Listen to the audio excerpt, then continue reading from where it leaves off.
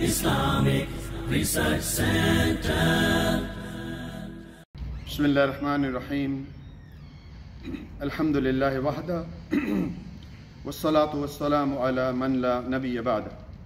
قال الله تعالى في سورة العمران: كل نفس ذائقة الموت وإنما توفون أجوركم يوم القيامة فمن زحزح عن النار وأدخل الجنة فقد فاز وما الحیات الدنیا الا متاع الغرور، کہ ہر ایک کو موت کا مزہ چکھنا ہے۔ سورۃ العمران کی آیت نمبر 185۔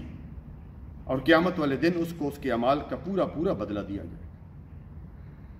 آنے جانے کا کھیل جاری ہے، کوئی کیا جانے کس کی باری ہے، سر پہ مڈلا رہا ہے ملک الموت، موت کا خوف دل پہ طاری ہے، آخر کار سب جدا ہوں گے، 4 دن کی یہ رشتہ داری ہے۔ اسی طرح پیارے بھائیوں، آگے کسی شاعر نے کیا خوب فرمایا کہ جاؤ گے جب جہاں سے کچھ بھی نہ پاس ہوگا، 2 گز کفن کا ٹکڑا تیرا لباس ہوگا۔ اسی طرح ایک اور جگہ فرمایا کہ آگاہ اپنی موت سے کوئی بشر نہیں، سامان 100 برس کا ہے پل کی خبر نہیں۔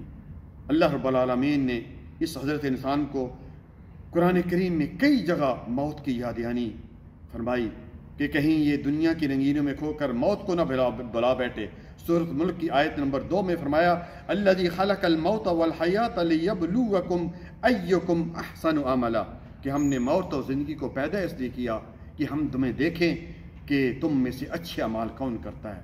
اسی طرح سورۃ نساء آیت نمبر غالباً 73 ہے کہ اینما تکونوا یدرککم الموت ولو کنتم فی بروج مشیدہ، کہ تم اپنے آپ کو بڑے بڑے قلعوں میں جو ہے وہ بند کر لو موت کے ڈر سے، پھر بھی تمہیں موت آئے گی۔ اسی طرح سورۃ جمعہ میں فرمایا: قل ان الموت الذی تفرون منہ فانہ ملاقیکم، کہ جس موت سے تم بھاگ رہے ہو وہ تمہیں آ کر رہے گی۔ اللہ تعالیٰ سے دعا ہے کہ اللہ تعالیٰ ہمیں موت کی تیاری کرنے کی توفیق عطا فرمائے۔ السلام علیکم ورحمۃ اللہ وبرکاتہ۔